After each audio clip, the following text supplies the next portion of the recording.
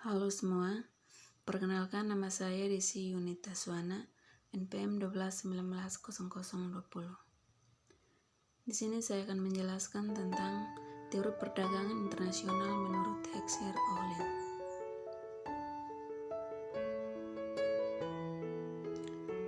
Apa itu teori Heckscher-Ohlin atau HO? Teori Heckscher-Ohlin adalah model matematis perdagangan internasional yang dikembangkan oleh L. Heckscher-Ohlin dan Beryl Ohlin. Model ini didasarkan dari teori keunggulan komparatif David Ricardo dan memprediksi pola perdagangan dan memproduksi berdasarkan jumlah faktor suatu negara. Heckscher-Ohlin pada tahun 1995 dalam teorinya mengenai timbulnya perdagangan menganggap bahwa negara dicirikan oleh bawaan faktor yang berbeda, sedangkan fungsi produksi di semua negara adalah sama.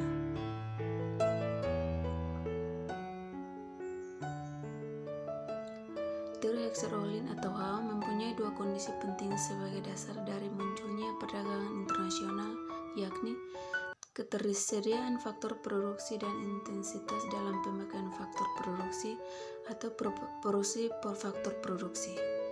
Dalam teori HO, keunggulan komparatif dijelaskan oleh perbedaan kondisi penawaran dalam negeri antar negara. Kelemahan asumsi teori HO. Asumsi bahwa kedua negara menggunakan teknologi yang sama dalam memproduksi adalah tidak valid.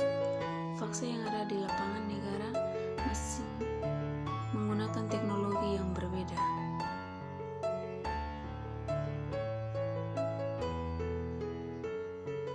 Asumsi persaingan sempurna dalam semua pasar dalam produk dalam faktor produksi lebih menjadi masalah. Hal ini karena sebagian besar perdagangan adalah produk negara industri yang bertumpu pada diferensiasi produk dan skala ekonomi yang belum dijelaskan dengan model faktor endowment HO. Asumsi tidak ada mobilitas faktor internasional.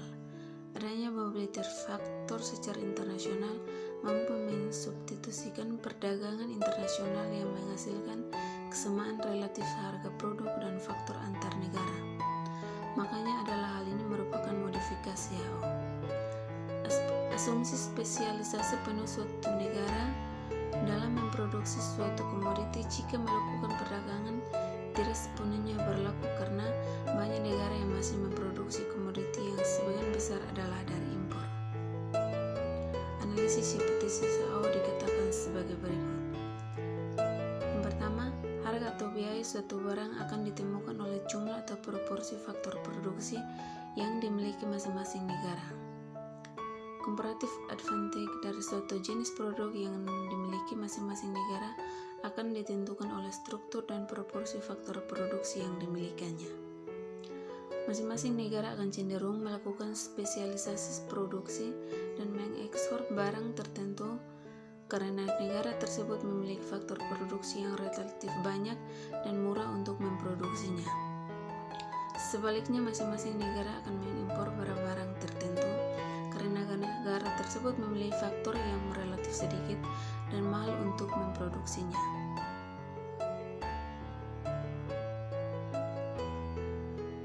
Kelemahan dari teori HO yaitu jika sejumlah atau proporsi faktor produksi yang dimiliki masing-masing negara relatif sama, maka harga barang yang sejenis akan sama pula sehingga perdagangan internasional tidak akan terjadi. Sekian dan terima kasih.